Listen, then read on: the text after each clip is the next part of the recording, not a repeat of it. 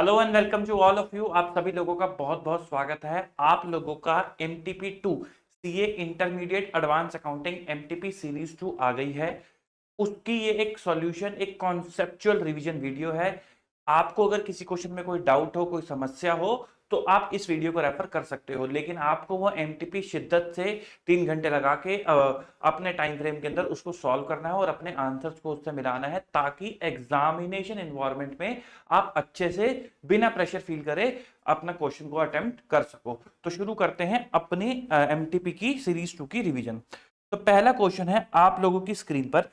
Digitex limited acquire करता है एक intellectual property at cost of 70 lakh eight the beginning of the year. तो starting में उन्होंने 70 लाख रुपए की एक इंटेलेक्चुअल प्रॉपर्टी खरीदी है। And it meet the definition of intangible asset as per AS 26, और वो एक इंटेंजिबल एसेट भी है। As per the calculation made by the company, the benefit from this intellectual property will accrue in next 5 year, जिसका ratio क्या है 30, and for the next 2 year 25, फिर उसके बाद 10-10 for the next 2 year. Year 2 के अंदर कंपनी ने कोई डेवलपमेंट कॉस्ट इनकर कर दी फॉर द न्यू प्रोडक्ट, और इनकर कर दिए 25 lakh eight the beginning of the year, और उनको लगता है कि उसको इनसे बेनिफिट मिल जाएंगे। क्योंकि उनको बेनिफिट मिल जाएंगे तो ये 25 लाख रुपए भी क्या हो जाएगा, ये 25 लाख रुपए कैपिटलाइज हो जाएगा। फिर during the year it was found that due to change in government policy no further benefit will be available to the company from that development cost. भाई उस डेवलपमेंट कॉस्ट से अब उनको कोई बेनिफिट होने वाला नहीं है। At the beginning of year 4 it was found that the remaining 20% benefit from intellectual property will flow to the company in this year itself. तो एक बार छोटी सी इस क्वेश्चन की नंबर लाइन बना ले क्या, यहाँ पे बना देते हैं ताकि हम क्विकली उसको डिस्कस कर सकें। तो बात है दोस्त 5 सालों की, 1, 2, 3, 4 और 5। ठीक है, at the beginning of the year में आपने 70 लाख रुपए का खर्चा करा। आपको लगता है कि पहले साल 30% का आप बेनिफिट ले जाओगे, फिर उसके बाद 25%, फिर उसके बाद 25%, फिर उसके बाद 10%, फिर उसके बाद 10%। तो मुझे बताओ आप अमोटाइज किस में करते हो? आप अमोटाइज हमेशा बेनिफिट की रेशियो में करते हो। यदि बेनिफिट रेशियो नहीं गिवन तो आप SLM बेसिस पे कर सकते हो, बट अगर बेनिफिट है तो आपको बेनिफिट ही यूज करना होता है। तो मैंने कहा 70 का 30% हो गया 21। पहला अमोटाइजेशन आपका आ जाएगा 21 का। आपकी 70 लाख की कॉस्ट की बुक वैल्यू यहां पर कितनी आ जाएगी, 49 की आपकी कॉस्ट आ जाएगी। फिर उसके बाद आपने 25 लाख रुपए डेवलपमेंट के जोड़े, और टोटल कितना हो गया, टोटल हो गया 74 की आपकी इंटेलेक्चुअल प्रॉपर्टी की वैल्यू हो गई। फिर उसके बाद वो कहता है कि ये जो 25 लाख है उसने बोला इसको अलग से अमोटाइज करने का, क्योंकि इसकी 5 सालों की लाइफ है। देखो वैसे लॉजिकली तो ये मेरे हिसाब से ये 74 इस रेशियो में होना चाहिए था, क्योंकि ऐसा कोई अलग प्रोडक्ट थोड़ा ना आपने बना दिया होगा, इसका बेनिफिट भी तो उसी की रेशियो में ही कंज्यूम होगा। बट क्योंकि वो लोग कह रहे हैं और वो ऐसे ही कर रहे हैं, तो हम भी वैसे ही कर देते हैं, कोई दिक्कत वाली बात नहीं है, अपना दिमाग ज्यादा नहीं मारते हैं। बट हाँ, लॉजिकली मुझे भी ये लगता है कि 74 इस रेशियो में बटना चाहिए था, कि भाई आपको 25 लाख का बेनिफिट एक्स्ट्रा कैसे क्लेम कर दोगे। वो कह रहा है यहां से 5 साल तक क्लेम होगा, वो हो ही नहीं सकता जब पूरा ओवरऑल प्रोडक्ट ही आपको यहां तक का बेनिफिट दे रहा है, तो ये 1 साल एक्स्ट्रा कैसे दे देगा, या तो फिर उसका भी 6 साल करो। एनीवे तो वो कहते हैं कि 25 को आपको 5 सालों के अंदर बेनिफिट क्लेम करना है। तो 70 पे फिर से आपका अमोटाइजेशन आएगा 25% का, वो हो गया 17.5 का। तो ये हो गया 17.5 का, और 25 के ऊपर 5 साल, 25 डिवाइडेड बाय 5, वो आएगा 5 का अमोटाइजेशन। तो टोटल अमोटाइजेशन कितना आया, 22.5 का अमोटाइजेशन आया। वैल्यू आ जाएगी 74 माइनस 22.5, 51.5। यहाँ पे वैल्यू कितनी आ जाएगी, 51.5 की वैल्यू आ जाएगी। ये हो गया ईयर 2। ईयर 3 में वो कहता है it was found that due to the change in government policy no further benefit will be available to the company from the development cost. Development cost से अब कोई बेनिफिट ना मिलने का। तो डेवलपमेंट कॉस्ट की वैल्यू कितनी आ रही है, डेवलपमेंट कॉस्ट की वैल्यू आ रही है 25 माइनस 5, यहाँ पे 20 की वैल्यू आ रही है। तो क्योंकि अब कोई फ्यूचर इकोनॉमिक बेनिफिट नहीं मिलना, तो पूरा का पूरा 20 ही आप क्या कर दोगे, अमोटाइज कर दोगे।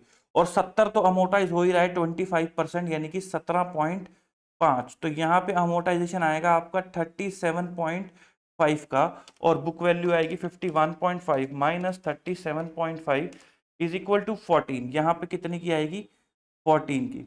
फिर आपका 7 और 7, इस ईयर भी 7, इस ईयर भी 7 अमोटाइजेशन आना था, लेकिन उसने आपको कहा कि जो ये वाले दोनों बेनिफिट हैं ये इसी साल मिल जाएंगे, तो क्योंकि ये इसी साल मिल जाएंगे तो इस साल अमोर्टाइजेशन कितना आएगा 14 का, और यहाँ पे वैल्यू कितनी आ जाएगी, फिर 0 की वैल्यू आ जाएगी। पहला सवाल आपके लिए है at the end of year 2, वो कहता है ईयर 2 के एंड में, यानी कि यहां पर what will be the value of intangible asset, वो आ रही है 51.5, तो आपका आंसर क्या हो गया 51.5। For the year 2 how much of the expense in P and L account for the intangible asset, year 2 कौन सा है, ये वाला है जी, इतना बैलेंस आपने डाला है पी एंड एल के अंदर, तो 22.5 आपका आंसर हो जाएगा। For the year 3 how much amount will be expense in the profit and loss account for intangible asset, year 3 कौन सा है जी, ये वाला आपने डाला है 37.5, तो 37.5 आपका आंसर हो जाएगा। For the year 4 how much amount will be expense in profit and loss for the intangible asset, year 4 में आपने कितना डाला है 14 का डाला है, तो 14 आपका आंसर हो जाएगा, कोई दिक्कत वाली बात नहीं है यहाँ पर। फिर उसके बाद वो कहता है सिचुएशन नंबर 1, एक्सपर्ट लिमिटेड के पास डेप्रिसिएशन है 6 लाख का in its books as per accounting record, and depreciation as per tax record कितना है 15 लाख का, और एडिक्वेट एविडेंस है फ्यूचर प्रॉफिट सफिशिएंसी की।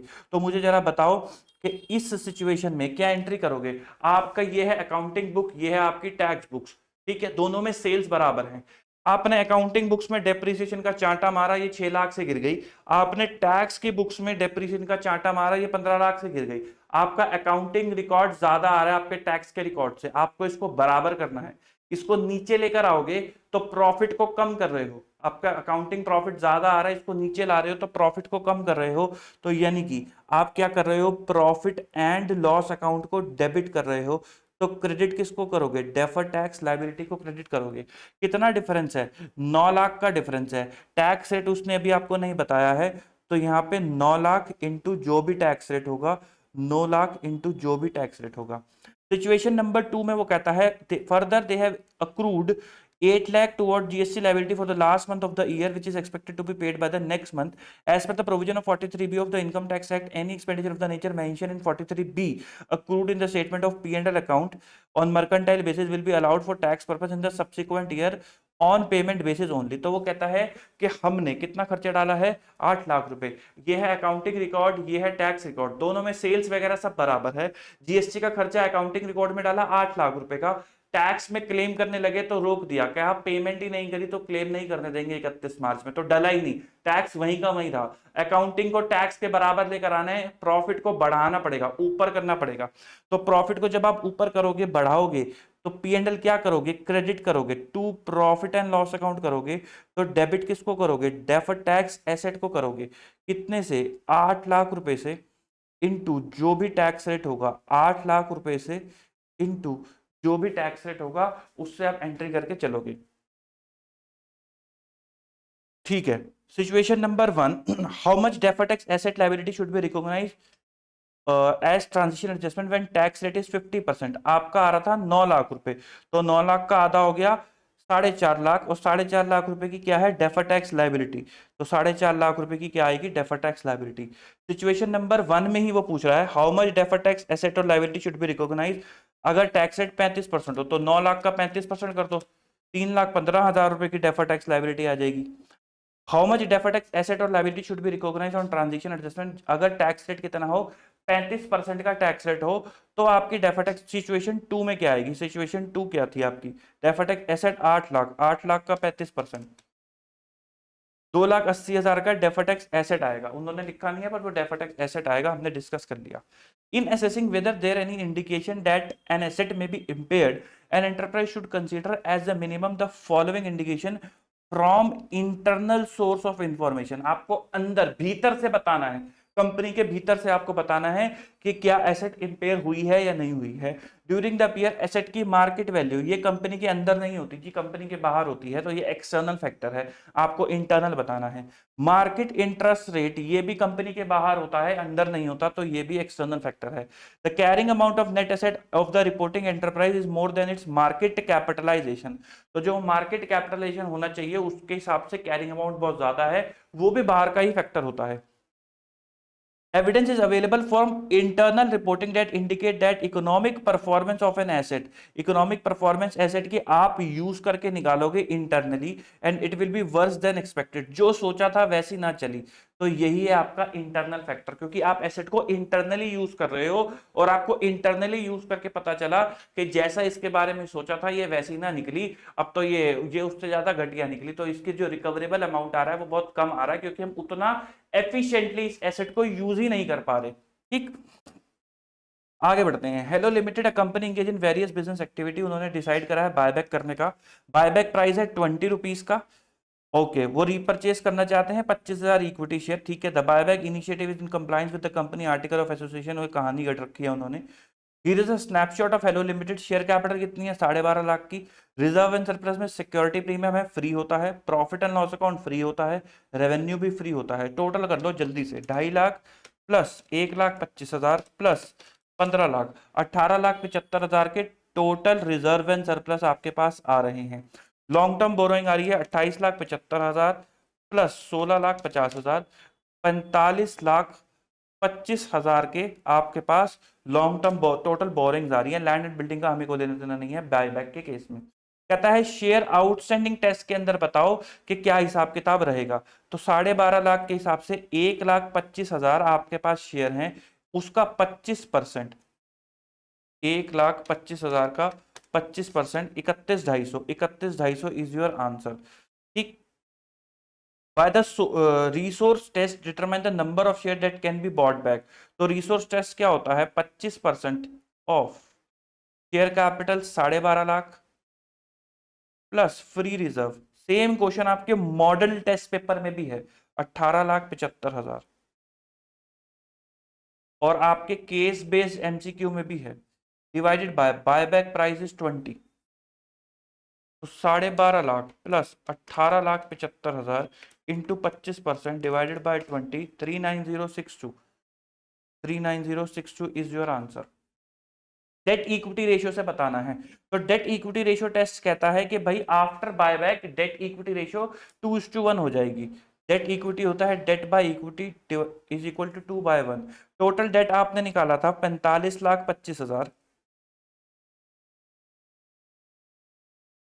डिवाइडेड बाय इक्विटी कितनी थी?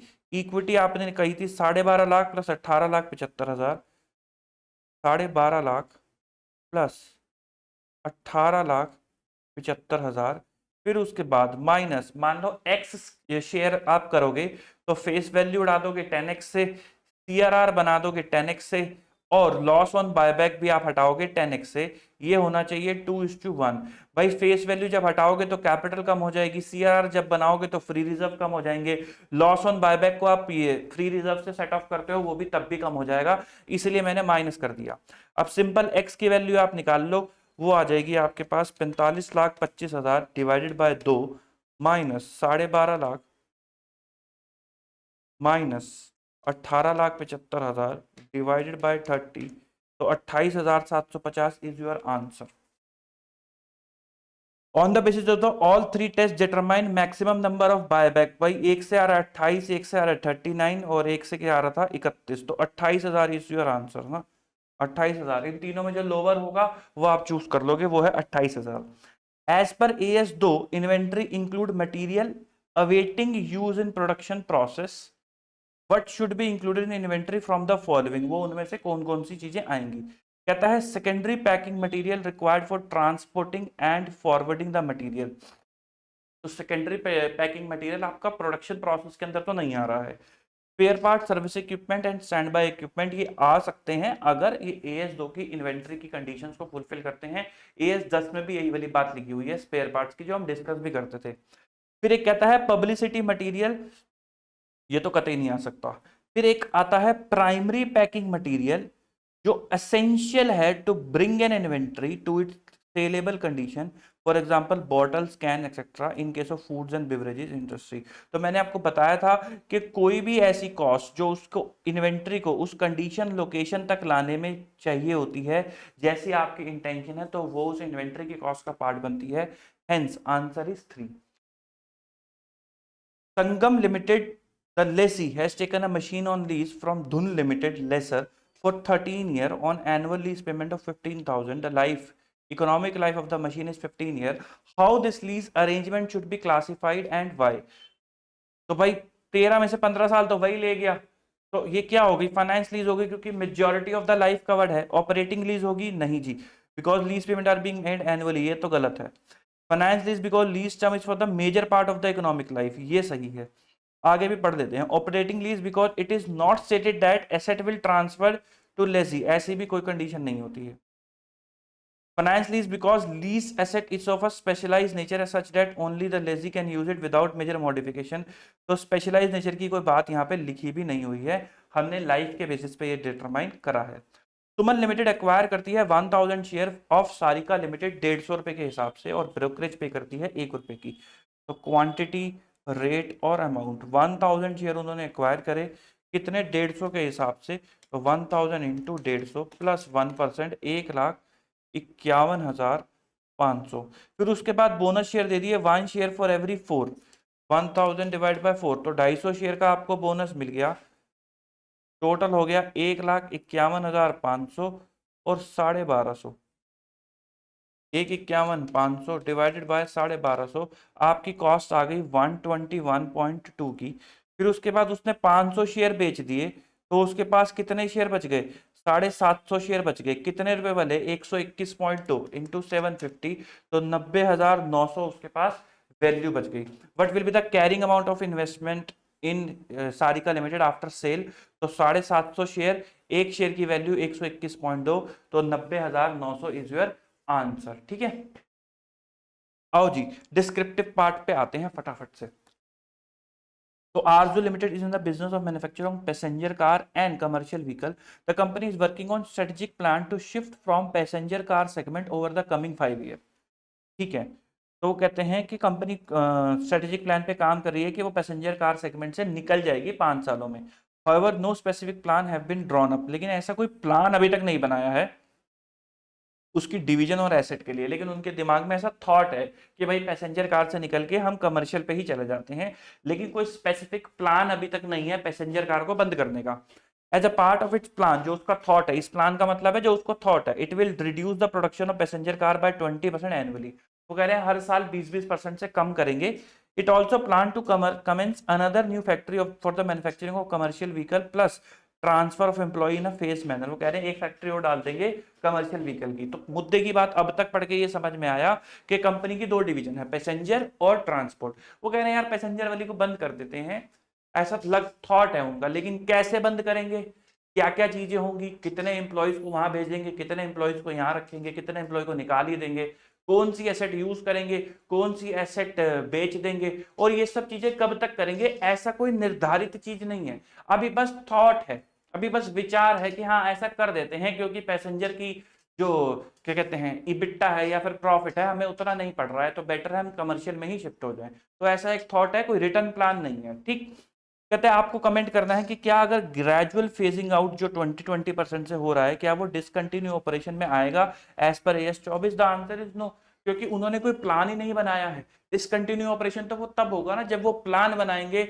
और उसको कम्युनिकेट कर देंगे कि हाँ भाई हमने ये प्लान बनाया है और आप क्या कहते हैं अब हम इससे ये वाली डिवीजन को बंद कर रहे हैं और इतने टाइम तक ये डिवीजन बंद हो जाएगी। अभी तो बस एक विचार आया है कि हाँ बंद कर देंगे और इसके अंदर फायदा नहीं है, लेकिन कुछ नहीं सोचा कि कब तक बंद करेंगे और क्या कहते हैं कैसे बंद करेंगे, कितनी एसेट बेच देंगे, कितनी एसेट ट्रांसफर करवाएंगे, ऐसा कोई विचार नहीं आया है।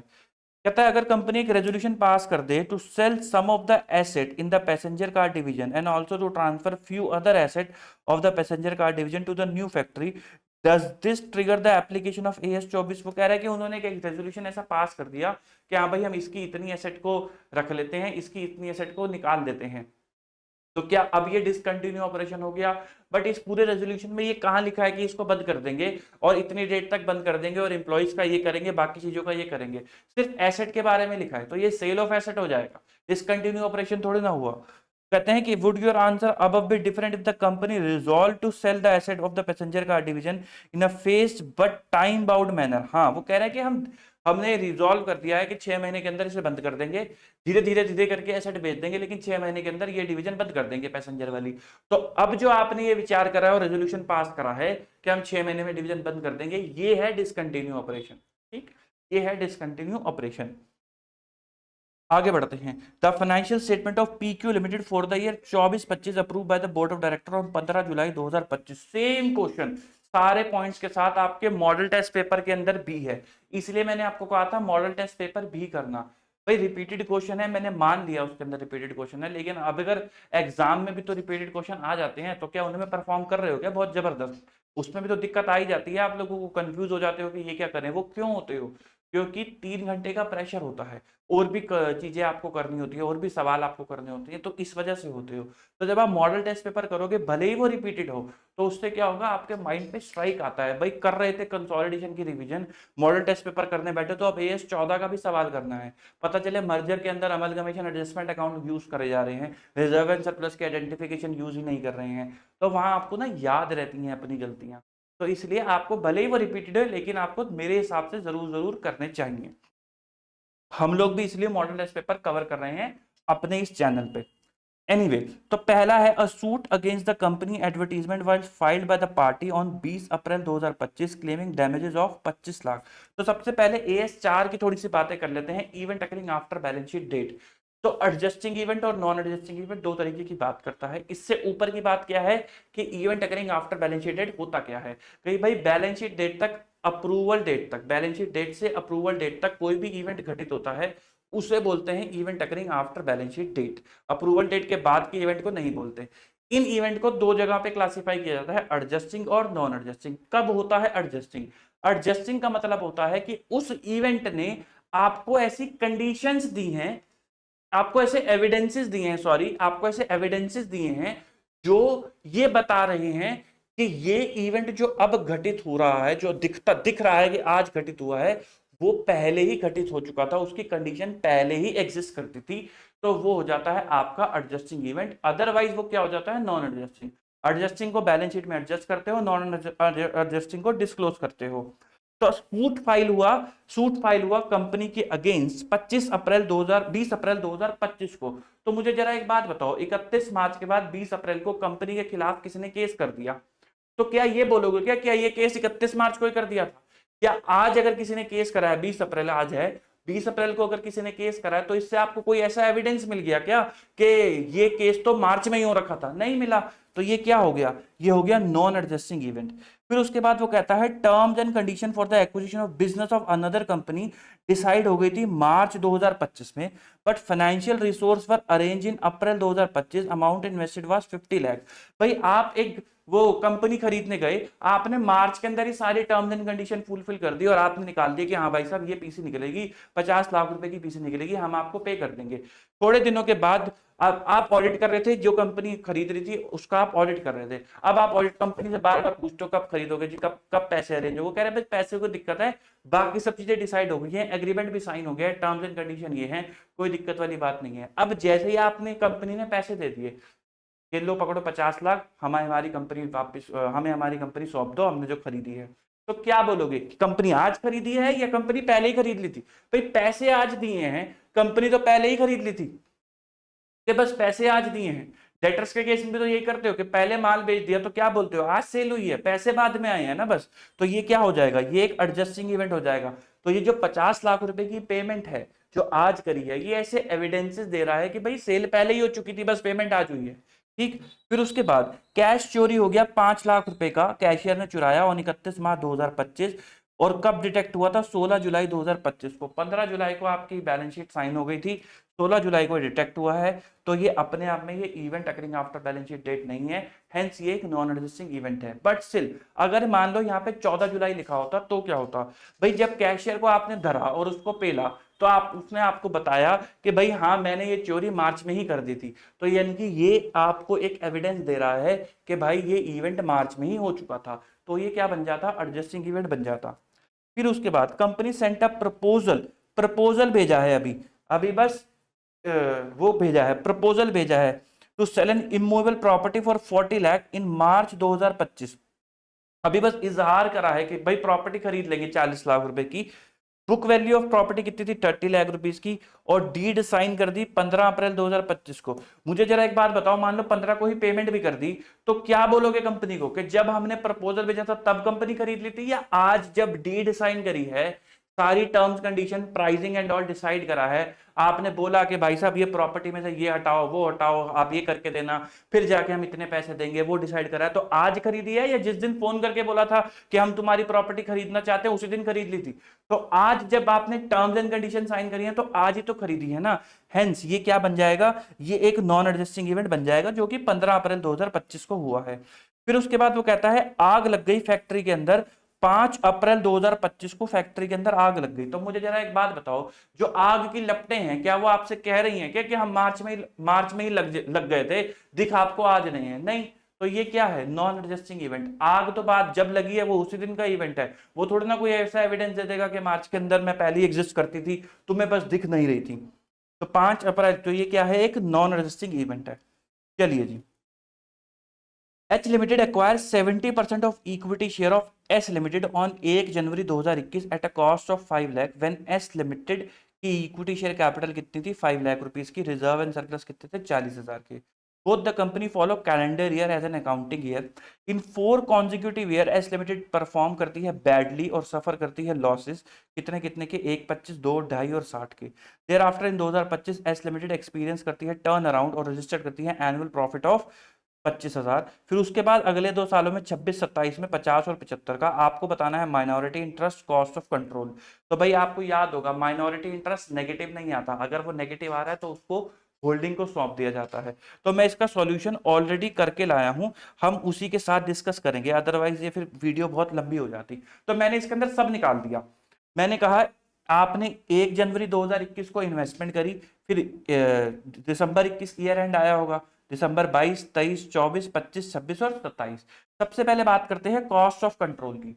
तो कॉस्ट ऑफ कंट्रोल तो आपका सभी डेट्स में सेम रहेगा, क्यों, इन्वेस्टमेंट हमेशा 5 लाख की रहेगी।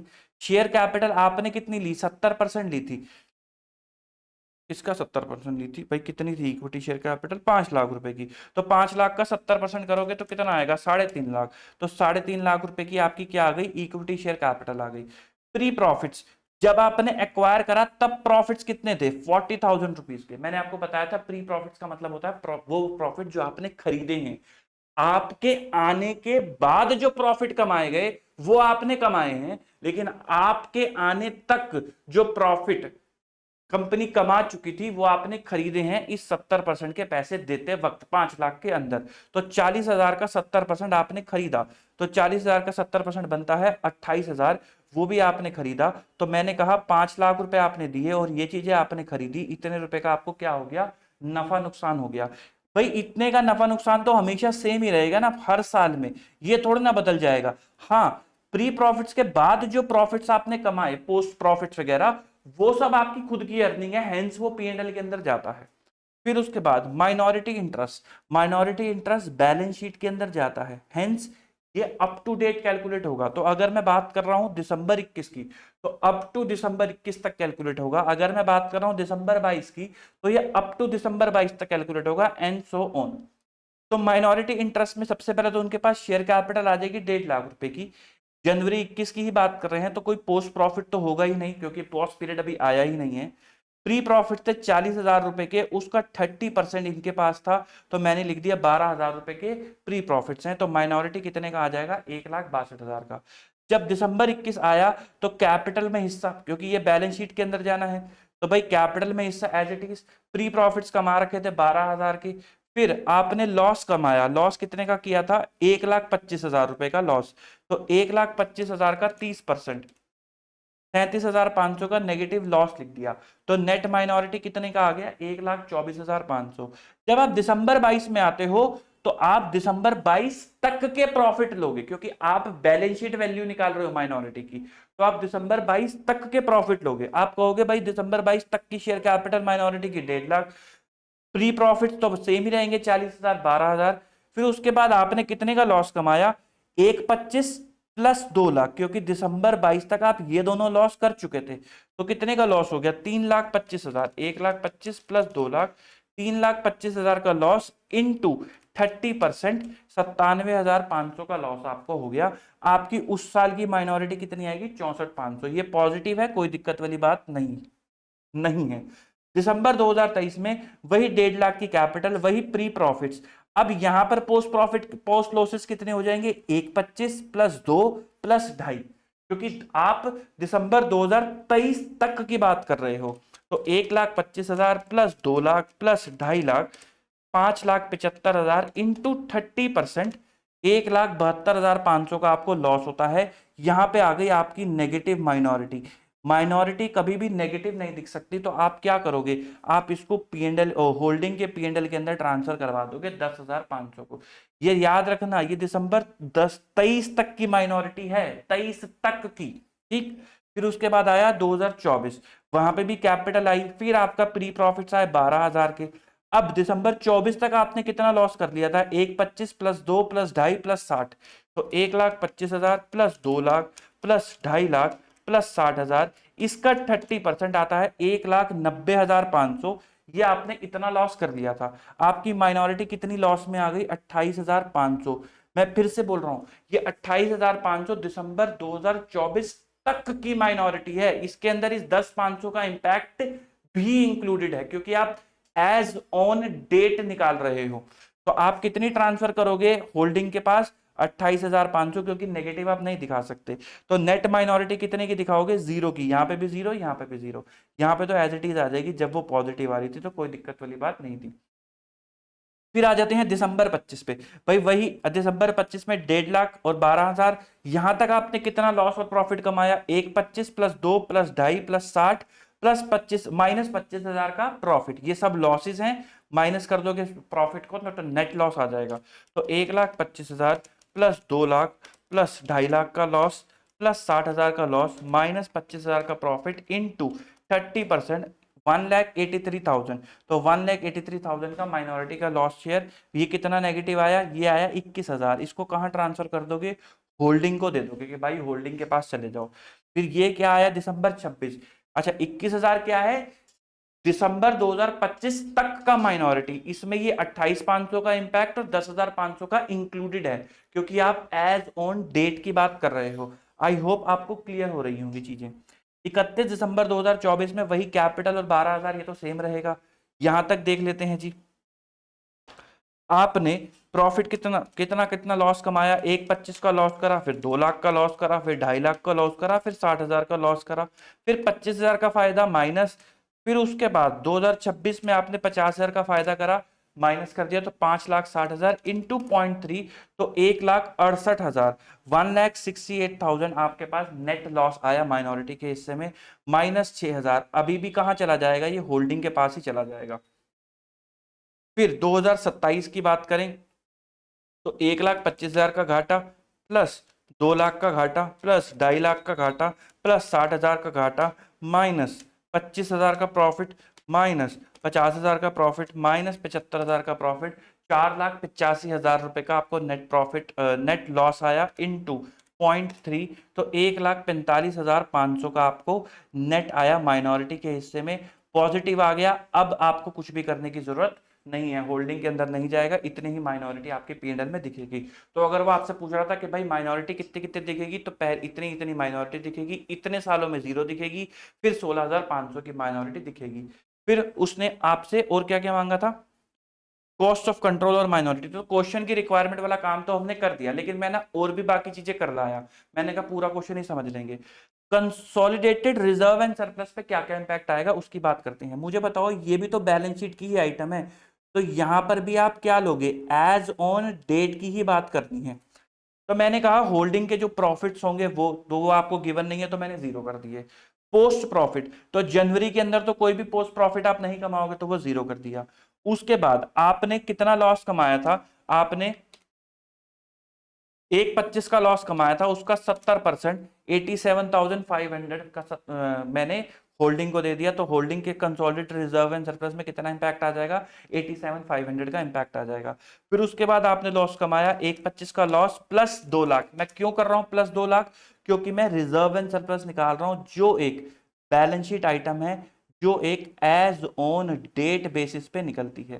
तो मैंने इसलिए जोड़ दिया, 125 प्लस 2 टोटल लॉस हो गया 325, इसका 70% 2,27,500 का मेरा लॉस आ गया होल्डिंग के पास, और ये नेट नेट मेरा चला जाएगा कंसोलिडेटेड रिजर्व के अंदर।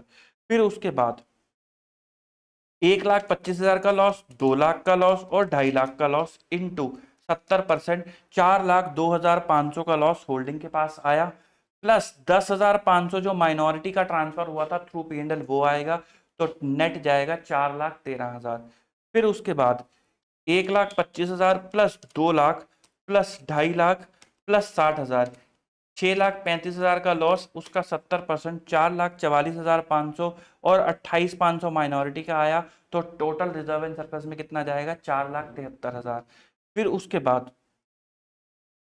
1,25,000 का लॉस प्लस 2 लाख का लॉस प्लस 2.5 लाख का लॉस प्लस 60,000 का लॉस माइनस 25,000 का गेन, तो 610 इंटू 70% 4,27,000 का होल्डिंग के पास आएगा, 21,000 माइनॉरिटी का, तो 4,48,000 आपका टोटल चला जाएगा।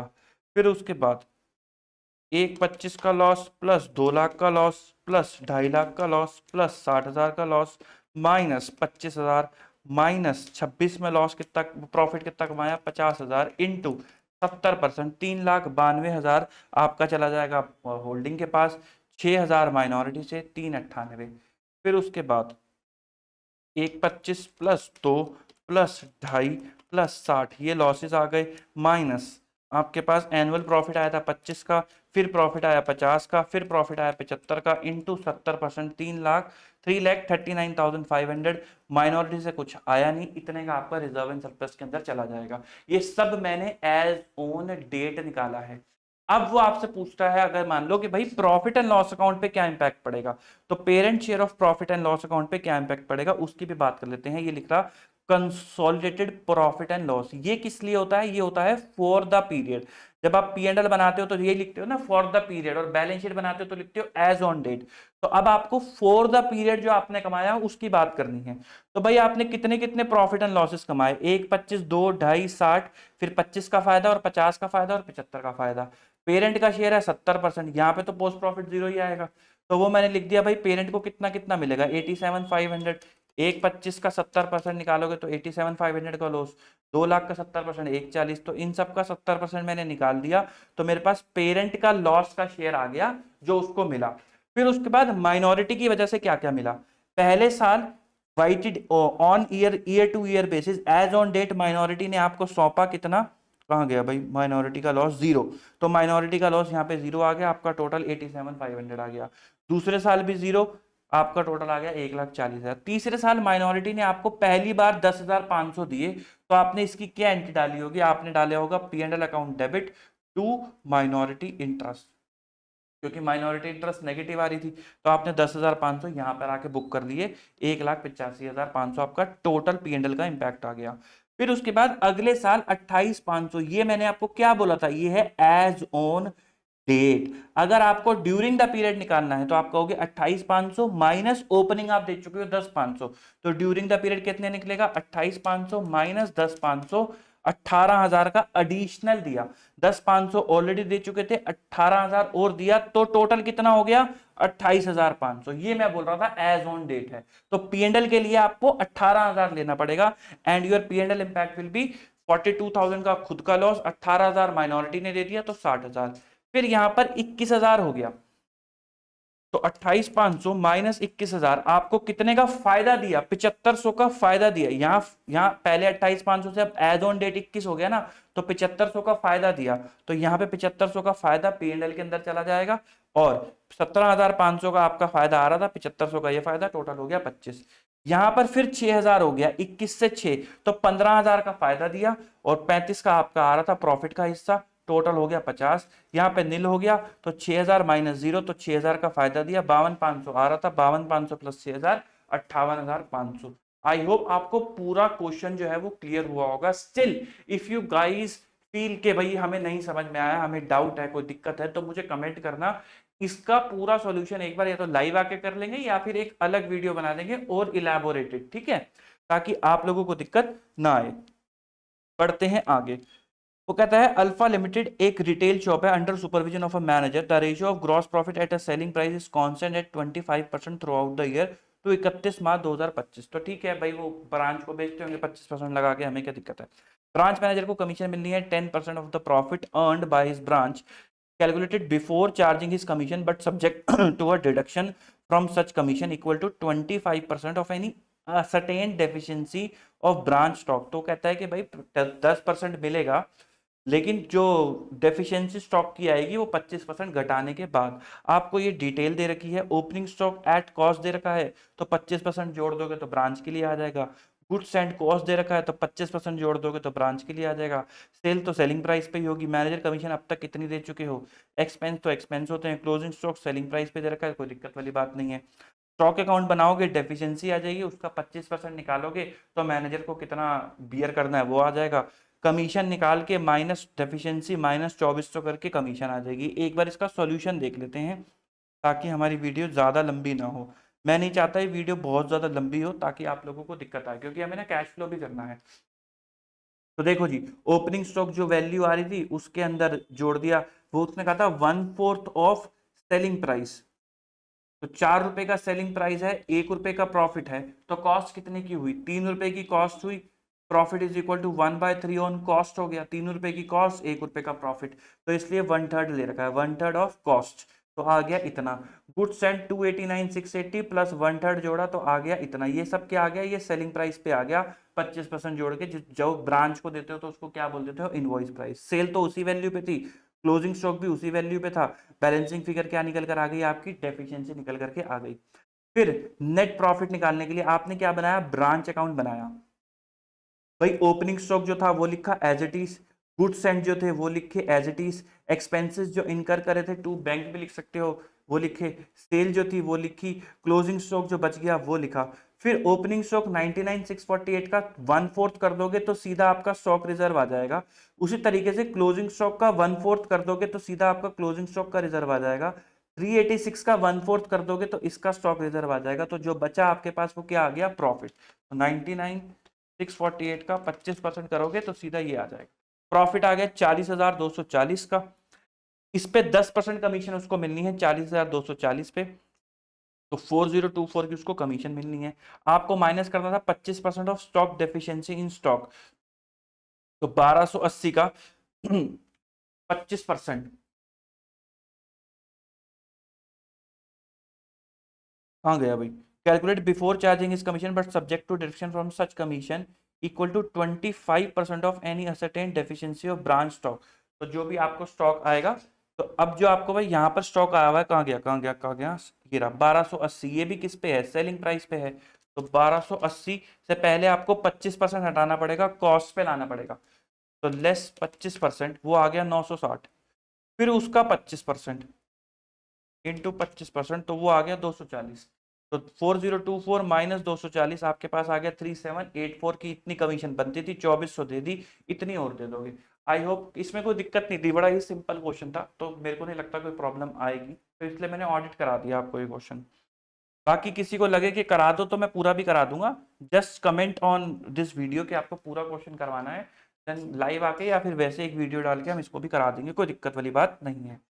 फिर वो कहता है ए लिमिटेड के पास शेयर कैपिटल है 50,000 शेयर्स की, 100 रुपए के हिसाब से। एच लिमिटेड एक्वायर करता है 15% शेयर ए लिमिटेड में 1 अप्रैल को, और फिर वो 5,000 12% कन्वर्टेबल डिबेंचर भी खरीद लाता है 100 रुपए के हिसाब से। ये कन्वर्टेबल हो जाएंगे at par into equity share after 3 year. क्या बताओ, as per AS 23 A limited एक एसोसिएट है एच लिमिटेड की या नहीं। तो भाई साहब वोटिंग राइट तो आपके पास 15% का ही है ना, कंट्रोल तो आपके पास एग्जिस्टिंग शेयर्स का देखते हैं, एग्जिस्टिंग आउटस्टैंडिंग का, तो वो तो आपके पास 15% ही है, जो कि कम है 20% से। तो अनलेस एंड अदरवाइज आप प्रूफ कर दो कि 15% में मुझे सिग्निफिकेंट इन्फ्लुएंस है, तो हम मान लेंगे एसोसिएट है, अदरवाइज तो यही है कि एसोसिएट नहीं है। फिर उसके बाद वो कहता है summarise balance sheet of Flora limited for the year ended 31 March 2024 और 25 आपको ही गिवन है, ठीक है। तो फिर एडिशनल इंफॉर्मेशन में वो कुछ vehicle was sold for this, new purchase were made, a part of total land was sold for 5 lakh. तो ये कैश फ्लो का क्वेश्चन है, ठीक है। आपको कैश फ्लो स्टेटमेंट बनाना है। हम इसको बनाएंगे लेकिन वीडियो के अंत में बनाएंगे, ताकि जिसको पूरा एमटीपी करना है पहले वो फ्री हो जाए, फिर उसके बाद हम इसको कर लेंगे। लेकिन आपको करना कैसे है, तो सबसे पहले जितनी भी ये आपको एडजस्टमेंट्स दे रखी हैं, इन सबके क्या बना लो, इन सबके लेजर्स बना लो। सबके लेजर बनाना, लेजर बनाने में कंजूसी ना करें प्लीज। जिसका चाहे आपको समझ लग रहा हो कि हाँ बनाऊं ना बनाऊं, डिलेमा में आ गए, तब भी बना देना। जितनी भी एडजस्टमेंट दे रखी है उसका 100% बनाना। प्रॉफिट एंड लॉस अकाउंट या फिर रिजर्व एंड सरप्लस का भी लेजर बनाना, ताकि आपको पीबीटी तक आप पहुंच सको। एडजस्टमेंट का बनाना step number 2, propose profit and loss account का बनाना।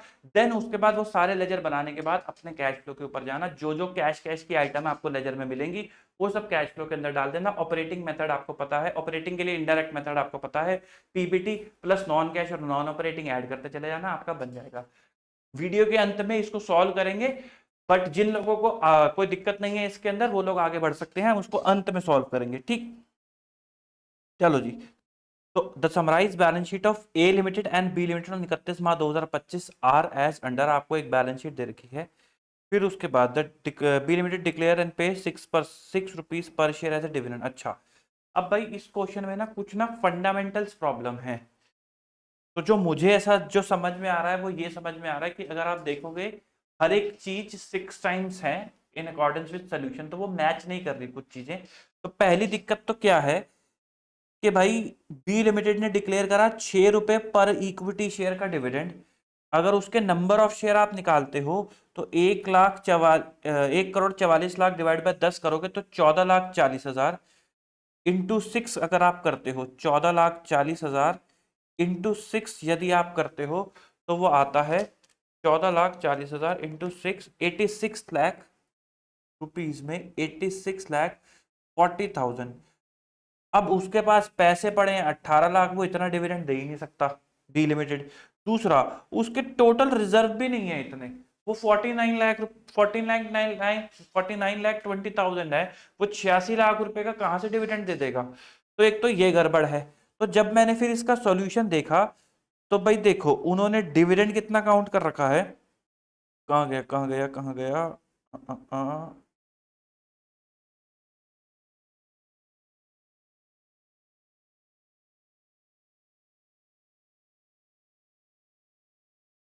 ये 14,40,000 काउंट कर रखा है। तो 1 रुपीज पर शेयर के हिसाब से उन्होंने ले रखा है, ना कि 6 रुपए के हिसाब से, क्योंकि 6 के हिसाब से पे ही नहीं हो पा रहा। 6 के हिसाब से अगर पे करोगे तो ना तो उतने पैसे हैं ना उतना रिजर्व है। फिर उसके बाद जब मैंने आगे पढ़ा, मैंने कहा ठीक है ये तो डिस्क्लोजर की बात हो गई। अगर आप इस पॉइंट को पढ़ते हो कि भाई ए लिमिटेड की वैल्यूएशन कितनी है 108 की, बी लिमिटेड की वैल्यूएशन कितनी है 72 की, अगर आप इससे पीसी निकालने की कोशिश करते हो तो भाई ए लिमिटेड के शेयर कितने आ रहे हैं, 1,80,00,000 डिवाइडेड बाय 10, तो 18 लाख शेयर इसके हो गए। तो 18 lakh share into 108 plus B limited के थे 14,40,000 शेयर 14.4 इंटू 72, तो आपकी टोटल पीसी आएगी 18 इंटू 108 1944, 14.4 इंटू 72 1036.8, टोटल पीसी आपकी निकल कर आएगी 2980.8 लाख। लेकिन जब आप सॉल्यूशन की तरफ देखते हो तो वो ये आंसर आता है, विच इज 324 प्लस 172.8 496.8। ये पीसी इनकी आ रही है और हमारी आई है 2980.8, अगर हम ये वैल्यूज कंसिडर करते हैं। मजे की बात है इन्होंने लिखी यही वैल्यूज हैं बट आंसर अलग आ रहा है। अगर आप देखोगे 496.8 को 6 से मल्टीप्लाई कर दोगे तो आ जाएगा 2980.8 जो आपका अमाउंट आ रहा है। तो जो समझ में आ रहा है अपेरेंटली, वो क्या समझ में आ रहा है कि इन लोग ने क्या किया होगा, कोई एग्जिस्टिंग क्वेश्चन होगा उसको 6 टाइम्स कर दिया, पूरे क्वेश्चन को 6 टाइम्स कर दिया होगा। तो तभी देखो डिविडेंड भी है वो 6 टाइम्स हो रखा है, एंड आपकी मैक्सिमम कैलकुलेशंस भी जो है वो 6 टाइम हो रखी है। शायद ऊपर कहीं कुछ गलती वलती कर दी होगी तो वो दिक्कत आ गई होगी। तो जो अपेरेंटली समझ में आ रहा है, तो अगर आप इनके सॉल्यूशन के हिसाब से जाते हो तो फिर इसका मतलब ये वाली वैल्यूज जो हैं 108 नहीं है, इसको डिवाइड बाय 6 कर लो, 108 डिवाइड बाय 6, तो आप मान लो कि भाई ये 18 होगी और 72 डिवाइड बाय 6 ये फिर 12 होगी। अगर आप इससे करते हो तो फिर आपका आंसर आ जाएगा, कोई दिक्कत वाली बात नहीं है, 18 लाख इंटू 18 324 और 14.4 इंटू 12 तो 172.8। देन आपकी पीसी आ जाएगी 496.8 की। एंड देन फिर आप नेट एसेट अगर आप जब निकालोगे तो नेट एसेट क्या हो गई इन सबका टोटल, तो वो आ जाएगा 180 lakh plus 144 lakh plus 24 lakh plus 37.2 lakh plus 30 lakh plus 19.20 lakh plus 21.60 lakh. Total आ गया इनका 456 लाख। और इसमें से आपने 12 लाख की कॉन्टिंजेंट लाइबिलिटी, ये रहा एक पॉइंट कॉन्टिंजेंट लाइबिलिटी का, वो माइनस कर दिया। और कितने की डिविडेंड माइनस करा था, 14,40,000 का आपने डिविडेंड माइनस करा था, 14.4 का आपने डिविडेंड हटा दिया। उससे आपकी नेट एसेट कम हो जाएगी 14.4 से, तो ये आ जाएगी 429.6 की आपकी क्या आ जाएगी नेट एसेट आ जाएगी। आपकी पीसी कितनी आ रही है, पीसी आपकी आ रही है 2980.8 डिवाइड बाई 6, 496.8 की आपकी पीसी आ रही है। और नेट एसेट है आपके पास 429, तो 429 इसमें से माइनस करोगे 0.6, पीसी मैंने कितनी माइनस करी है 496.8, 496.8 मैंने पीसी माइनस करी, तो मेरे पे नेट गुडविल आ गई 67.2। आप अलग अलग निकालोगे तो उसकी गुडविल उसका कैपिटल रिजर्व आ जाएगा जैसे सॉल्यूशन में दे रखा है। फिर उसके बाद उसने एक पॉइंट दिया है कि liquidation expense 3 lakh plus 1,80,000 Z limited ने बॉन्ड करे हैं, तो ये क्या एंट्री डालेगा, goodwill account debit to bank, तो वो कितना है 4.8। तो जैसे ही आप इसके अंदर 4.8 की गुडविल और जोड़ोगे प्लस 4.8, तो आपकी टोटल गुडविल आ जाएगी 72 लाख रुपए की, जो आपके सॉल्यूशन के अंदर भी आ रही है, जो आपके सॉल्यूशन के अंदर भी आ रही है। तो मुझे अपारेंटली ये सब क्या कहते हैं एरर्स दिखाई दिए, क्योंकि आप देखो अगर आप यहाँ पीसी देखते हो तो भाई 18 लाख एग्जिस्टिंग शेयर हैं, एक शेयर की वैल्यू 108 है, तो 18 इंटू 108 करोगे तो 1944 आएगा, ना कि 324। और ये 6 टाइम्स है उसका, अगर इसका 6 टाइम्स कर दोगे 324 का तो 1944 आ जाएगा। तो माइट भी उनसे क्वेश्चन बनाने में कहीं गलती हुई होगी। बाकी अगर कोई क्लैरिफिकेशन आता है देन आप लोगों को उसका पता चल जाएगा इसी चैनल के थ्रू, बट जो मुझे अभी तक समझ में आया सवाल देख के वो यही चीज समझ में आई। ठीक, आगे बढ़ते हैं। फिर ये तो थ्योरी वाले पार्ट हैं, ये तो आप कर ही लोगे, इसमें कोई दिक्कत वाली बात नहीं है। ये एक पॉइंट है, wooden plywood limited has a normal wastage of 5% in production process during the year 24-25। Company ने यूज करा 16,000 metric ton of raw material costing 190। At the end of year 950 metric ton waste was in stock. The accountant want to know the waste to be detain in the books. आपको abnormal loss निकालना है और treatment बतानी है normal और abnormal loss की। तो normal loss आप क्या करते हो, अपनी इफेक्टिव कॉस्ट बढ़ा देते हो नॉर्मल लॉस के अंदर। एबनॉर्मल लॉस कहां लेके जाते हो, पी&एल में। कैसे आता है, quantity of abnormal loss into effective cost per unit, जो आपकी इफेक्टिव कॉस्ट निकलती है वो। इफेक्टिव कॉस्ट कैसे निकालते हो, आओ जरा इफेक्टिव कॉस्ट पर यूनिट निकालें। तो आपने कितने का खर्चा करा, आपने कंपनी ने नॉर्मल बेसिस 5% होती है, 16,000 मेट्रिक टन यूज करा 190 रुपए के हिसाब से। मान लो इतना दुकान से खरीद के लाए 190 रुपए के हिसाब से, रास्ते में ट्रक चलता है, माल गिरता है, तो 16,000 का 5% लॉस हो जाता है। तो यानी कि बचता कितना है, 16,000 का 95% ही घर तक आ पाता है। तो 16,000 इंटू 190, 34 लाख, 30,40,000, और 16,000 इंटू 95%, 15,200, तो 16,000 divided by 16,000 into 190 divided by 15,200, तो ये आ गया 200। तो आपका इफेक्टिव कितना आ गया 200। आपकी एक्चुअल वेस्टेज कितनी हुई है, 950 की आपकी एक्चुअल वेस्टेज हुई है। आपको पता है कि नॉर्मली कितनी वेस्टेज हो जाती है, नॉर्मली हो जाती है 800 की, तो 150 की आपकी वेस्टेज एक्स्ट्रा हुई है, इंटू 200 कर दोगे 30,000, तो 30,000 आपका क्या आ जाएगा, एबनॉर्मल लॉस का अमाउंट आ जाएगा। ये कहाँ चला जाएगा, पी&एल अकाउंट के अंदर चला जाएगा। तो दिस इज, ये आपका एमटीपी है जो ओवर होता है। हमने आपसे कहा था लास्ट में करेंगे कैश फ्लो वाला क्वेश्चन भी सॉल्व, ताकि आप लोगों को थोड़ा आइडिया लग जाए। कहाँ गया कैश फ्लो, ये रहा भाई। आओ जरा कैश फ्लो का क्वेश्चन भी कर लेते हैं सॉल्व।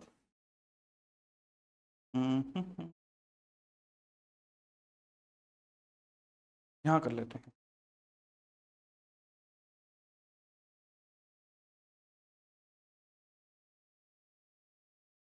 Cash flow statement.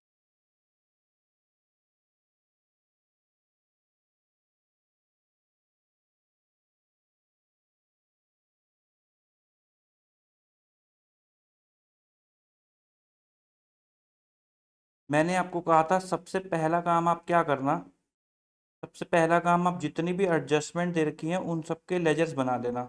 आओ जरा वर्किंग नोट्स बनाएं। बताओ जी। ये तो चलो बैलेंस शीट दे रखी है। सबसे पहला one of the vehicle, vehicle की आपको एक एडजस्टमेंट दे रखी है। व्हीकल के बारे में आपको क्या क्या दे रखा है, व्हीकल का अकाउंट दे रखा है, तो शांति से व्हीकल्स का अकाउंट बना लो। सबसे पहला काम लेजर बना लो। लो जी, ये बना दिए मैंने, व्हीकल का लेजर बना दिया। उसके बाद अ part of total land, land का भी खाता बना लो। आपने देखा मैंने अभी कुछ सवाल भी नहीं पढ़ा, मैंने कहा सिर्फ जो जो एडजस्टमेंट दे रखी हैं पहले उसके खाते बना लो। लैंड के बाद डेप्रिसिएशन फर्नीचर का भी दे रखा है और व्हीकल का भी दे रखा है। व्हीकल आप बना ही रहे हो, फर्नीचर एक्स्ट्रा बना लो। तो आओ जरा फर्नीचर। फिर उसके बाद इंटरिम डिविडेंड, जो डिविडेंड के लिए आपको कुछ दे रखा है, चलो डिविडेंड का भी खाता बना लो। Dividend payable.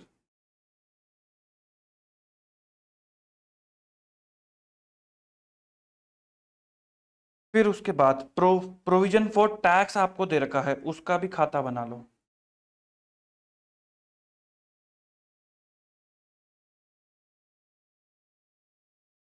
फिर उसके बाद डिबेंचर रिडीम हुए हैं, डिबेंचर्स का भी खाता बना लो।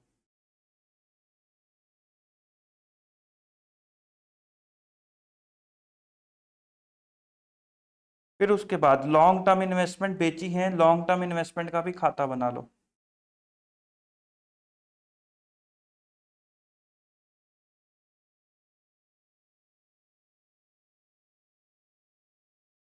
फिर interest income receive during the year on long term investment, तो इंटरेस्ट इनकम का भी खाता बना लो।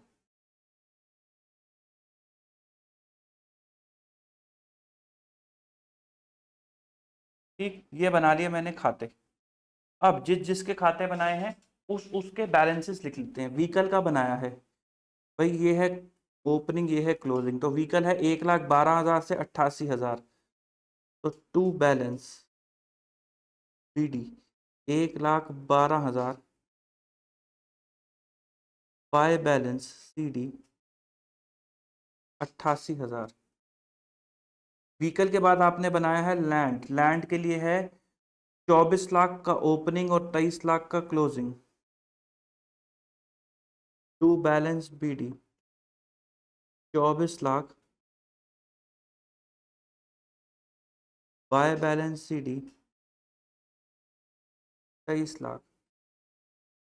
फिर उसके बाद आपने अगला खाता किसका बनाया है, फर्नीचर। फर्नीचर के लिए आपको क्या बोला गया है, 1,76 ओपनिंग, 1,92 क्लोजिंग।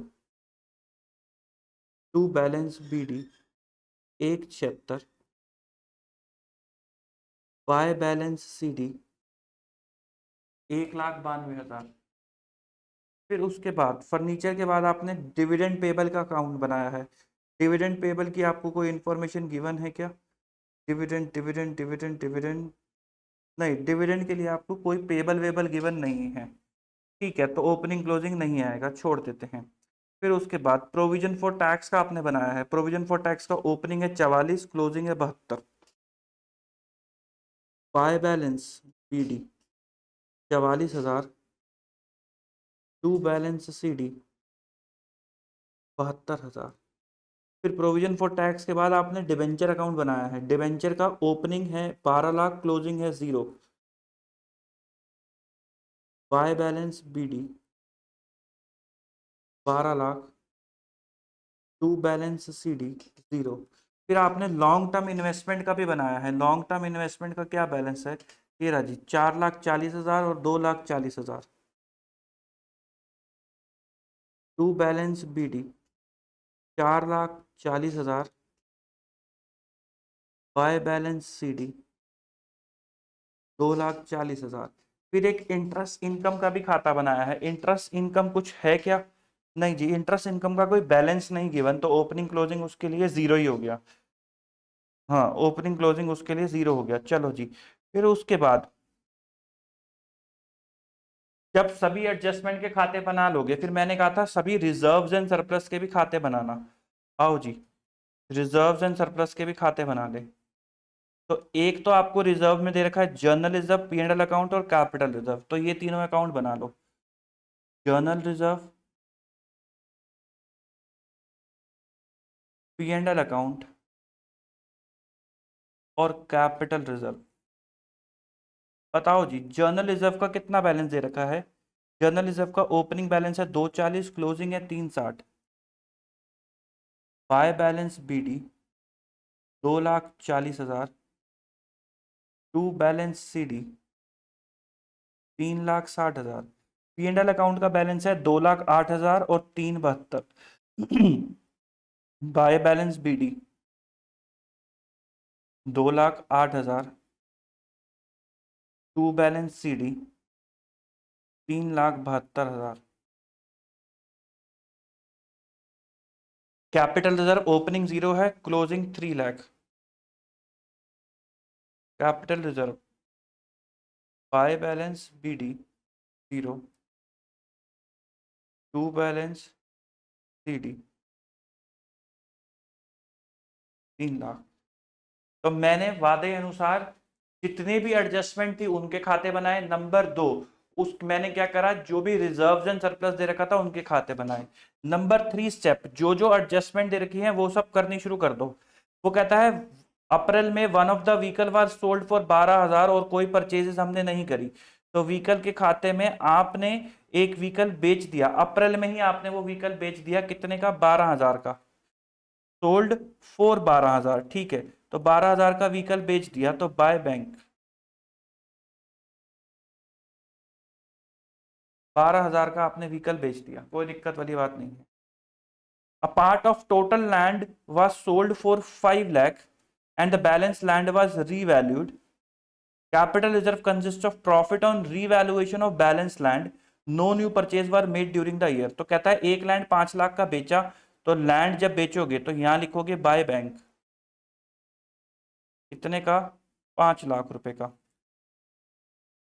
फिर उसने कहा था कि लैंड रिवैल्यू कराया है, बैलेंस लैंड को रिवैल्यू करा, और बैलेंस कहां पड़ा है? कैपिटल रिजर्व में। जो कैपिटल रिजर्व है वो सारा का सारा रिवैल्यूएशन की वजह से ही है।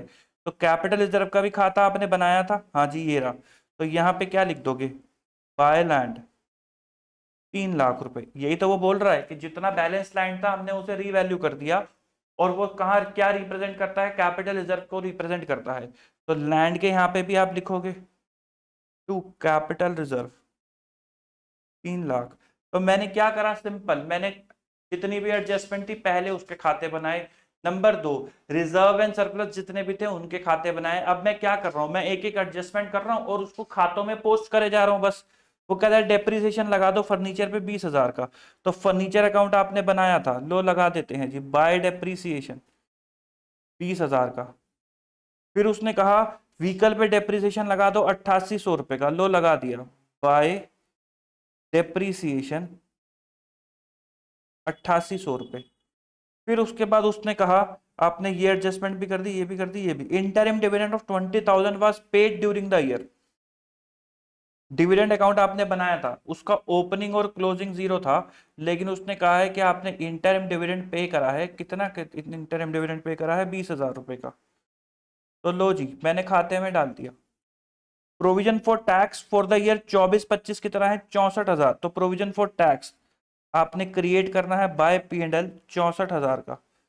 तो लो जी, मैंने इसकी भी ट्रीटमेंट कर दी। वो कहता है 8% डिवेंचर रिडीम करें at par after half year interest payment on 30 September 2024। तो आपने आधे साल की पेमेंट कर दी होगी इंटरेस्ट की, उसके बाद आपने 8% डिवेंचर जो है रिडीम करे हैं। डिवेंचर अपने खाता बनाया है, क्लोजिंग 0 है, तो यहाँ पे टू बैंक 12 लाख, उस redeem after half year interest payment on 30 September 2024। तो यानी कि अप्रैल मई जून जुलाई अगस्त सितंबर तक का आपने ब्याज पे करा होगा 12 लाख पे। तो इंटरेस्ट ऑन डिवेंचर नहीं बनाया क्या आपने? इंटरेस्ट ऑन डिवेंचर बनाना पड़ेगा ना, क्योंकि एडजस्टमेंट है। इंटरेस्ट के लिए क्या ओपनिंग क्लोजिंग दे रखा है? नहीं दे रखा, क्योंकि पेमेंट कर दी। तो आओ एक खाता और बना लेते हैं, क्या दिक्कत है? यहीं बगल में लगा देते हैं, 8% डिवेंचर के बगल में बना लो। लो, इंटरेस्ट ऑन डिवेंचर, खाते बनाने में कंजूसी नहीं। उसने कहा कि हमने आधे साल का ब्याज पे करा है, तो 12 लाख का 8% डिवाइड बाय 2, 48,000 रुपए का आपने ब्याज जो है वो पे करा होगा। लो, मैंने एक एडजस्टमेंट की पढ़ी नहीं थी, तो जब पढ़ी फिर उसका खाता बना लिया। Part of the long term investment was sold at a profit of 32,000। कहाँ गई लॉन्ग टर्म इन्वेस्टमेंट? भाई प्रॉफिट हो गया बेच के, तो प्रॉफिट कहाँ लिखते हो? यहाँ लिखते हो, to P and L account 32,000। Interest income receive during the year on long term investment 26,000। तो इंटरेस्ट इनकम जब आपको मिलेगी, bank account debit to interest income, opening closing zero है, तो बाय बैंक कितना? 26,000। 26,000। तो मैंने सारी ट्रांजेक्शन भी पोस्ट कर दी, ठीक। अब अब आपको क्या करना है? अब आपको खातों को बस मैच कराना है, मतलब खाते को आपको वो फाइनलाइज करना है। आओ जरा एक एक करके फाइनलाइज करें, क्योंकि और कोई एडजस्टमेंट बची नहीं है। तो मैं अब लूंगा पिंक पेन, ठीक है। तो 1,12,000 माइनस 12,000 माइनस 8800 माइनस 88,000, तो 3200 का बैलेंस बच रहा है। 3200 क्या होगा? बाय, उसने क्या बोला था आपको? व्हीकल बेचा है 12,000 का, ठीक है, तो उस पे गेन या उस पे लॉस होगा बाय पी एंड एल 3200, क्योंकि और कोई परचेज और सेल आपने नहीं करी है। लैंड की बात कर लेते हैं। 5 lakh plus 23 lakh minus 24 lakh minus 3 lakh, 1 lakh रुपए का बैलेंस बच रहा है। लैंड के लिए उसने बोला था 5 lakh, part of land sold for 5 lakh, जिसकी कॉस्ट थी 4 लाख। अच्छा, हमने ये ट्रीट नहीं करा भाई, माय बैड। 5 लाख जिसकी कॉस्ट कितनी थी? 4 लाख। तो 1 लाख रुपए का आपको क्या हो गया? गेन हो गया। गेन कहाँ आता है? यहाँ आता है। लो, लैंड भी मैच हो गया 1 लाख रुपए से। तो 24 lakh plus 3 lakh plus 1 lakh minus 28 lakh, ठीक। आओ जी, फर्नीचर की भी बात कर लें। 1,76,000 माइनस 20,000 माइनस 1,92,000, तो 36,000। फर्नीचर के लिए कोई इंफॉर्मेशन आपको नहीं गिवन, तो टू आपने क्या करा होगा? बैंक खरीदा होगा फर्नीचर 36,000 का।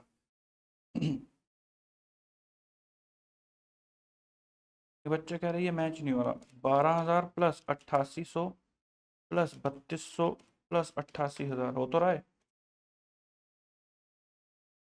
फिर उसके बाद डिविडेंड पेबल, इसको भी मिला दो। तो ये क्या डाला होगा आपने? Bye P and L account 20,000। P and L account आप बना भी रहे थे, ये रहा जी। टू डिविडेंड 20,000, ठीक है। डिविडेंड तक हो गया। प्रोविजन फॉर टैक्स, इसको भी मिला दो। 44,000 प्लस 64,000 माइनस 72,000 36,000। ये क्या आ जाएगा? टू बैंक, ये आपने प्रोविजन फॉर टैक्स की पेमेंट कर दी। डिबेंचर्स खत्म हो गया, बैच हो गया 12-12 से। लॉन्ग टर्म इन्वेस्टमेंट की भी बात कर लेते हैं। 4,40,000 minus 32,000, sorry 4,40,000 plus 32,000 minus 2,40,000 by bank. कितने की आपने बेची होगी? 2,32,000 की। ये आपने पूरी ट्रीट कर ली, कोई दिक्कत नहीं है। और कोई लॉन्ग टर्म इन्वेस्टमेंट बेची है 32 की, और कोई इन्फॉर्मेशन नहीं है। इंटरेस्ट इनकम थी, वो हमने ट्रीट कर ली। इंटरेस्ट इनकम बाय बैंक 26,000, तो यहाँ क्या आएगा? यहाँ आएगा to P and L 26,000, to P and L 26,000। General reserve को भी मिला दो। 2,40,000 minus 3,60,000 1,20,000, sorry 1,20,000 by P and L. तो पी एंड एल में यहाँ आ जाएगा टू जर्नल रिजर्व 1,20,000। एक खाता बगल में भी बनाया था, ये राजी, बाय पी एंड एल 48,000। ठीक है जी। तो खाते सारे बंद कर दिए, लास्ट में क्या रह गया, पी एंड, ये तो बंद ही है पहले से ही, लास्ट में रह गया पी एंड एल। तो बताओ जी, 3,72,000 प्लस 20,000 प्लस 1,20,000 माइनस 2,08,000। तो by profit and loss account, sorry by profit earn, net profit, ये कितना आ गया, 3,04,000। ये पैट होता है आपका, पैट, प्रॉफिट आफ्टर टैक्स। ठीक है, आओ जरा मैं आपको सॉल्यूशन से भी गो थ्रू करा दूं।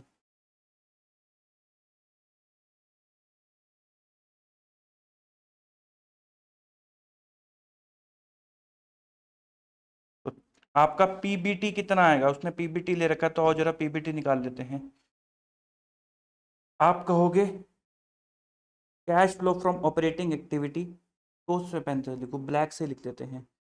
प्रॉफिट आफ्टर टैक्स कितना आ रहा है आपका, 3,04,000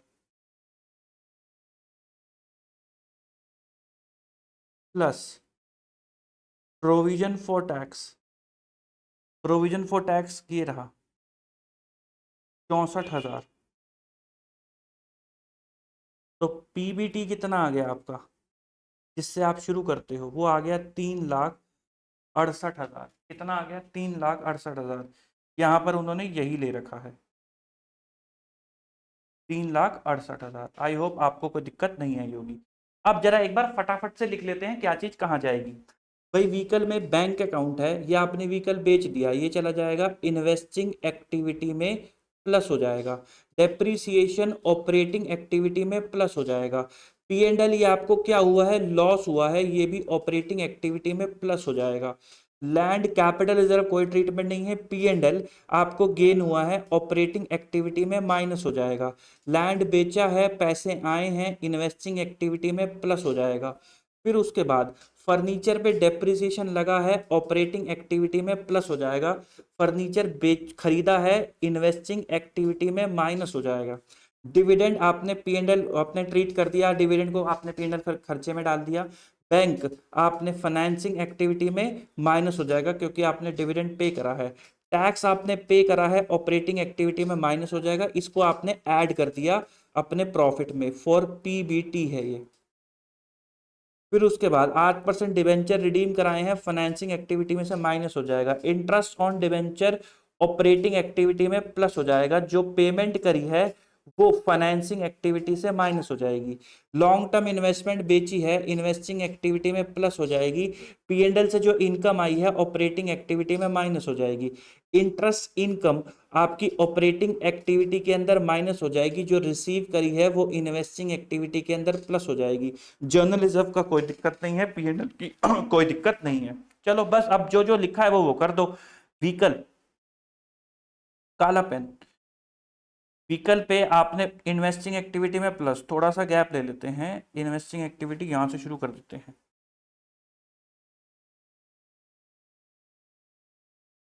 इन्वेस्टिंग एक्टिविटी,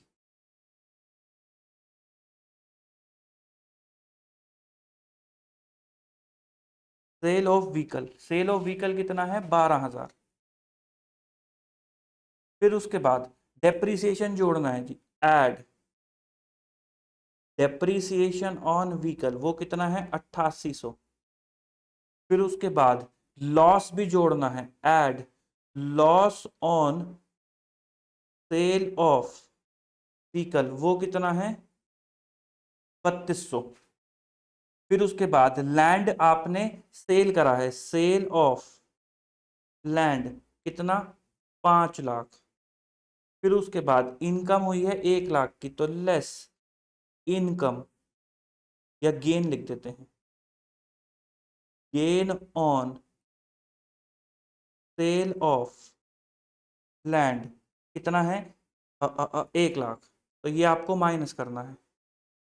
आगे बढ़ते हैं, व्हीकल खत्म, लैंड खत्म, फर्नीचर पे आओ, डेप्रीसिएशन ऐड कर दो, add depreciation on furniture, depreciation on furniture कितना है, 20,000। फिर उसके बाद फर्नीचर खरीदा है, परचेज ऑफ फर्नीचर, कितने का खरीदा है? 36,000 रुपए का। डेप्रिसिएशन, हाँ ठीक है, ये खत्म। डिविडेंड, डिविडेंड आप कह रहे हो ये आपने ऑलरेडी ट्रीट कर दिया P&L अकाउंट के अंदर डाल के। अदरवाइज आप इसको ऐसे भी लिख सकते थे कि ऑपरेटिंग एक्टिविटी के अंदर मैंने P&L अकाउंट बना रखा तो उसमें डाल दिया, कोई दिक्कत वाली बात नहीं है। डिविडेंड पेएबल, फाइनेंसिंग एक्टिविटी, थोड़ा सा इसको नीचे स्ट्रेच कर लेते हैं। हाँ, फाइनेंसिंग एक्टिविटी,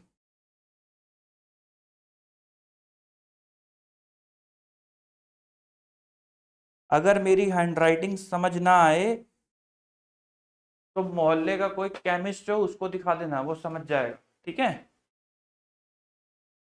चलो, डिविडेंड पे करा है,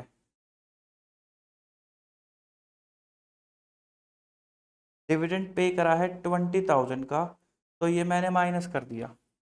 आगे प्रोविजन फॉर टैक्स, आपने टैक्स पे करा है, ये आप ऑपरेटिंग एक्टिविटी से माइनस करते हो, लेस टैक्स पेड, कितना टैक्स पे करा है आपने? 36,000 रुपए का, 36,000 रुपए का, ये भी खत्म, ये भी खत्म। डिबेंचर आपने रिडीम करे हैं 12 लाख के, तो financing activity redemption of debenture 12 lakh रुपए, ये मैंने माइनस कर दिए। फिर इंटरेस्ट आपको ऐड करना है 48,000 का, ऐड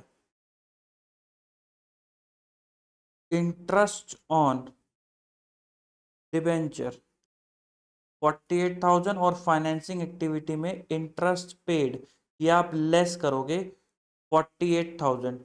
मैंने क्यों लिखा 48? ये लिखा भाई, दोनों में 48 है इसलिए लिखा है, ठीक है। फिर उसके बाद लॉन्ग टर्म इन्वेस्टमेंट, आपने इन्वेस्टमेंट बेची है 232 की,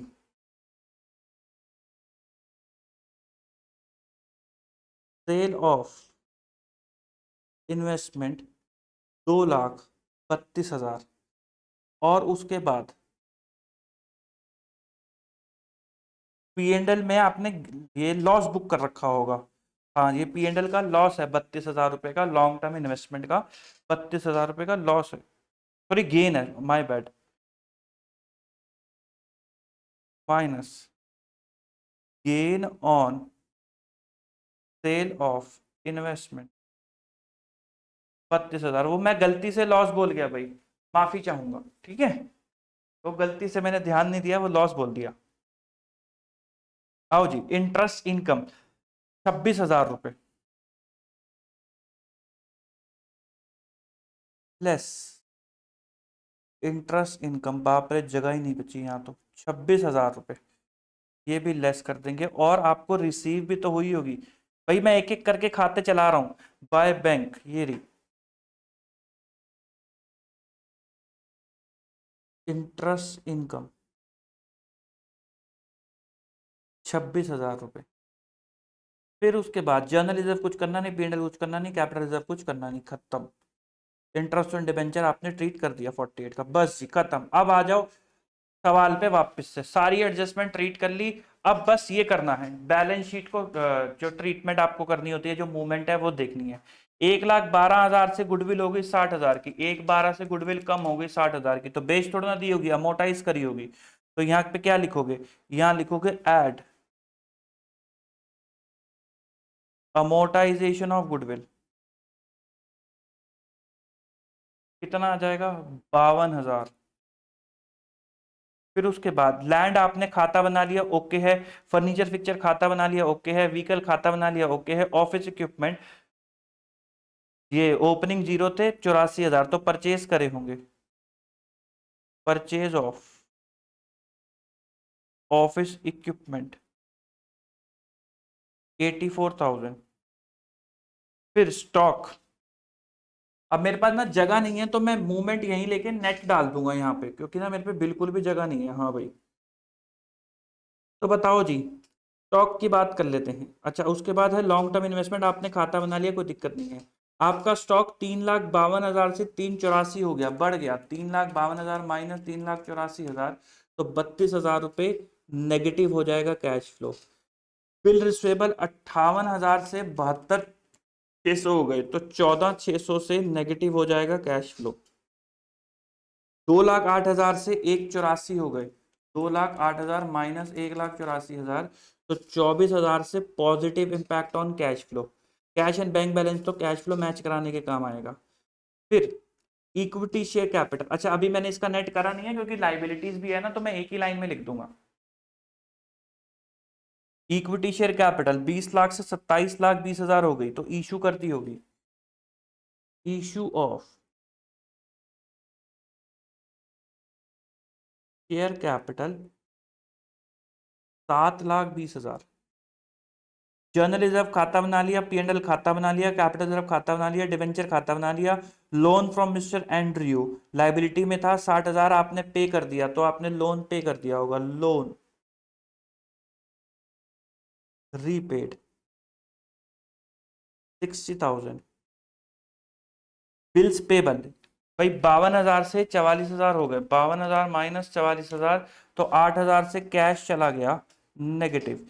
फिर ट्रेड पेबल 1,80,000 माइनस 1,96,000, तो 16,000 से कैश फ्लो पे positive impact. Creditor for equipment, creditor for equipment का मतलब क्या है, ऑफिस इक्विपमेंट के जो क्रेडिटर थे ओपनिंग में जीरो आ रहे थे, 42,000 के आपने क्रेडिटर फॉर इक्विपमेंट आपके अभी भी पेबल आ रहे हैं, तो इसका मतलब आपको ऑफिस इक्विपमेंट का भी खाता बनाना पड़ेगा। टेंशन है, अलग इंफॉर्मेशन दे रखी है, तो एक खाता आपको ऑफिस इक्विपमेंट का भी बनाना पड़ेगा, सॉरी। आओ जी,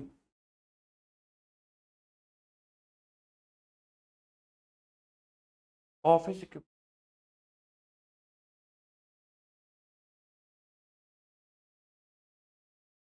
और एक खाता बनाया creditor for office equipment. Office equipment का ओपनिंग बैलेंस कितना था आपके पास, जीरो, और क्लोजिंग था 84। To balance B D zero, by balance C D 84। Creditors के लिए था by balance B D zero, और टू बैलेंस सी डी 42,000। खाते बनाने में जिसने करी कंजूसी उसका खत्म हो गया कैश फ्लो, फिर ना होने का मैच। तो आपने परचेज करा होगा क्रेडिटर से 84,000 का, तो यहाँ पर आ जाएगा बाय ऑफिस इक्विपमेंट 84,000, यहाँ पे आ जाएगा 84 माइनस 42 42,000, 42,000 टू बैंक। तो जो यहाँ पे आपने परचेज ऑफ इक्विपमेंट लिखा हुआ है ना यहाँ पर 84, ये कितना हो जाएगा, ये हो जाएगा 42। ठीक है, चलो जी। आउटस्टैंडिंग एक्सपेंस 12,000 से 18,000 हो गए, तो 6,000 से कैश फ्लो पे positive impact. Provision for tax आपने बना लिया, कोई दिक्कत वाली बात नहीं है। तो आओ जरा इसका नेट कर लेते हैं, नेट करो जी। 32,000 minus 32,000 minus 14,600 plus 24,000 minus 8,000 plus 16,000 plus 6,000, net में आ रहा है 8,600 नेगेटिव। अब मैं ना एक ही लाइन में लिख रहा हूँ, तो प्लीज़ आप एडजस्ट कर लीजिएगा क्योंकि मेरे पास स्पेस कम पड़ गया है।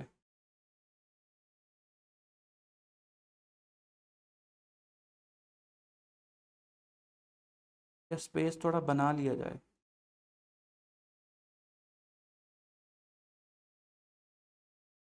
तो जी मैंने स्पेस बना ही लिया, कहानी ख़त्म कर दी।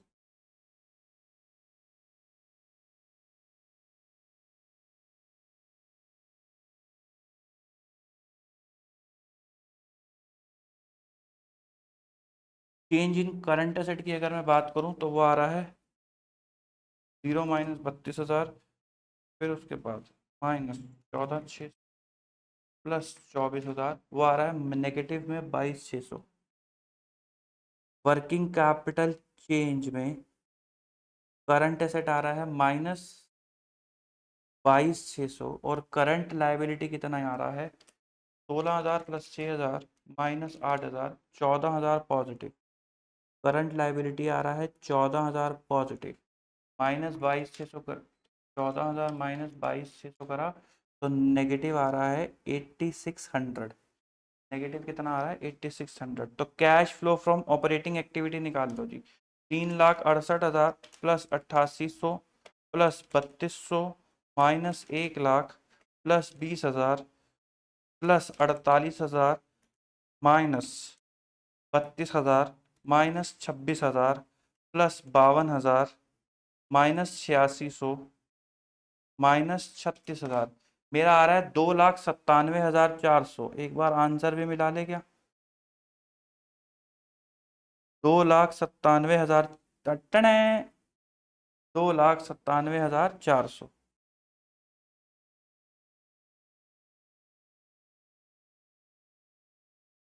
इन्वेस्टिंग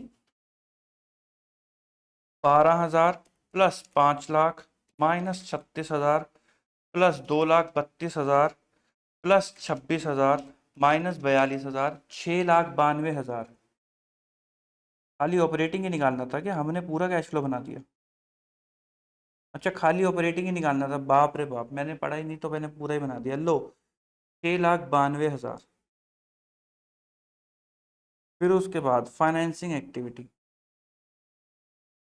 7,20,000 -20,000 -12,00,000 -48,000 -60,000 तो 6,08,000 प्लस 6,92,000 प्लस 2,97,400 तो 3,81,400 3,81,400। Opening cash and cash equivalent कितना है 1,38,000। Opening cash and cash equivalent है 1,38,000 प्लस 1,03,81,400 प्लस 1,38,000 तो 5,19,400 is your closing cash and cash equivalent. 5,19,400 is your closing cash and cash equivalent. तो मैंने क्या करा? मैंने कुछ नहीं करा, सिंपल। सबसे पहले जितनी भी एडजस्टमेंट्स आपको दे रखी है सबके खाते बना लो। जिसने खाते बनाने में करी कंजूसी उसका हो गया बेड़ा गर्क। तो आपको नहीं करवाना अपना बेड़ा गर्क। आपको क्या कराना है? सीधा खाते बनाने। एडजस्ट देखा लैंड, सीधा खाता बना दो। कैपिटल रिजर्व, सीधा खाता बना दो। उसके बाद फर्नीचर, सीधा खाता बना दो। खाते बनाने के बाद जितनी भी एडजस्टमेंट दे रखी है वो सब उनके अंदर पोस्ट कर दो। पोस्ट करने के बाद सभी लेजर्स को मिलाते चले जाओ और अपना बैंक और P&L लिखते चले जाओ। अब आपको पता चल गया इन्वेस्टिंग में कहाँ जाना है, फाइनेंसिंग में क्या जाना है और ऑपरेटिंग में क्या जाना है।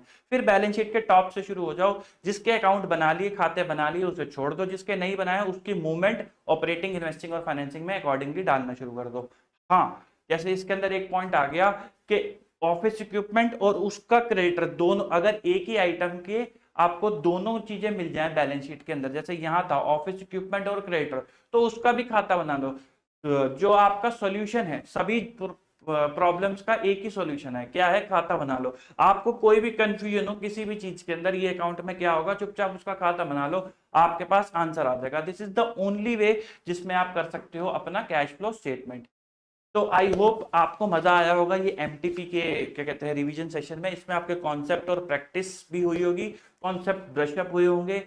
मिलते हैं आपसे अगली वीडियो में मॉडल टेस्ट पेपर की। हम लोग मॉडल टेस्ट पेपर की भी सीरीज ला रहे हैं। हम डेली बेसिस पे मॉडल टेस्ट पेपर आप लोगों के लिए लेकर आते हैं जो इंस्टीट्यूट ने इशू कर रखा है। आप लोगों को भी वो मॉडल टेस्ट पेपर करने हैं अपने घर में, चाहे क्वेश्चन रिपीटेड है फिर भी अपनी प्रैक्टिस के लिए, कि आपको पता चल सके कि आपको वो उस टाइम पे प्रोविजन कॉन्सेप्ट याद आता है या नहीं आता है। और मैं आपको बताता हूं, अगर आपको याद नहीं आया, आपने गलती भी कर दी, तो वो आपको हमेशा याद रहेगी कि मैं यहाँ पे गलती करता हूं, मुझे इस चीज का ध्यान रखना है।